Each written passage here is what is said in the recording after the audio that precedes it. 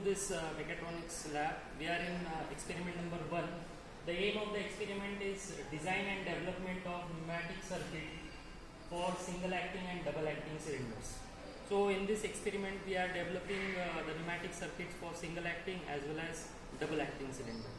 So the single acting cylinder is less complex as compared to double acting cylinder, so that is why we start with single acting and its pneumatic circuit first. So here I have drawn one diagram here. Here you can see that this is the symbol of single acting cylinder. In the single acting cylinder there is only one pole. The return motion is taken care by the spring. So here this zigzag line indicates that this is a single acting cylinder. Now this single acting cylinder is being operated by this 3x2 DCV. So this is 3x2 DCV. How we come to know that this is a 3x2 DCV? Because here you can see that there are two squares, and in each square there are three ports. So this is a pressure port, this is exhaust port, and this is the actuating port. So this actuating port is connected to the cylinder port. Okay. So this is 3x2 direction control valve. The actuating mechanism of this 3x2 direction control valve is push button operated. So this is a push button operated, and the return motion of this DCV is taken care by this spring. Okay, so this push button and spring, these are the two actuating mechanisms of this 3x2 direction control valve. Now the pressure line is connected to the compressor. This is compressor through this FRL unit. So I have explained what is FRL unit in the theory session. So FRL stands for filtration, regulation and lubrication. So this is the symbol of this FRL unit.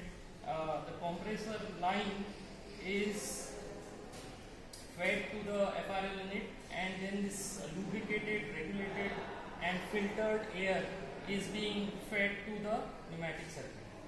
So this is the components of single acting pneumatic circuit. Now here you can see that presently the actuating port is connected to the exhaust.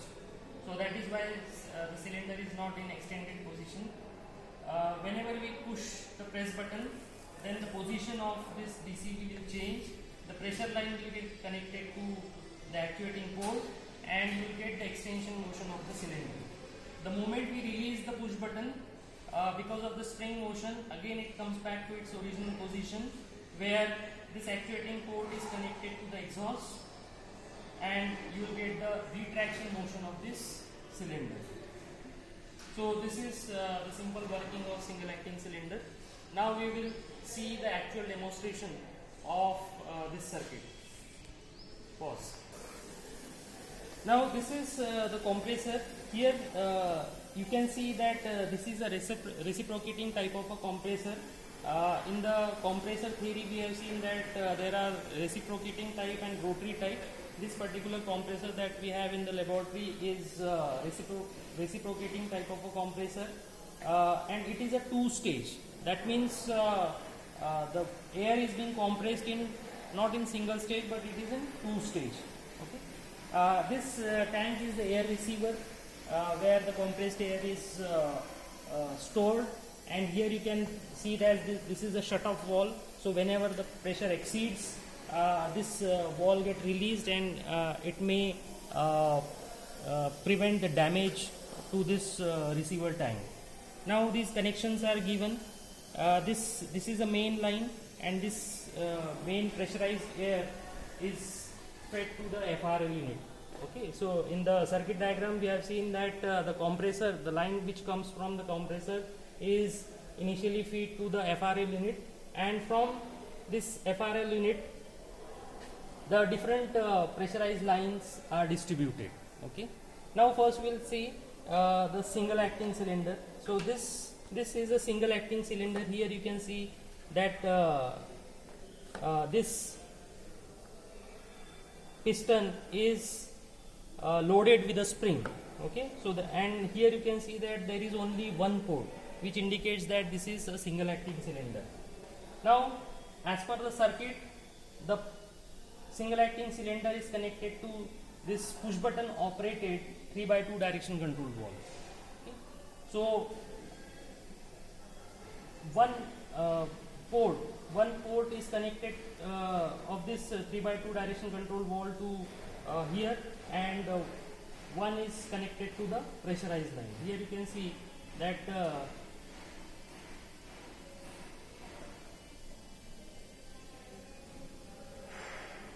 this line is connected to the pressure line. Okay, so this is the distribution point. We are taking the pressurized line from this distribution point. So the pressure line is connected here. The actuating port is connected to the single cylinder. Okay, and this is an exhaust port. Okay, so this is an exhaust port. So from where the compressed air get exhaust. Okay, now we see the functioning.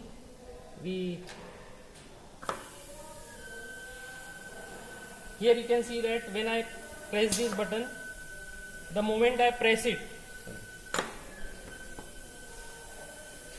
so the moment I press it, it comes back to its home position, and the moment I release this push button, it again takes its original position because of the spring load. Okay, so when I push this push button, it returns to its original position, and the moment I release it, because of the spring, the kinetic energy stored in the spring, the potential energy stored in the spring again gets expanded and it regains its original position.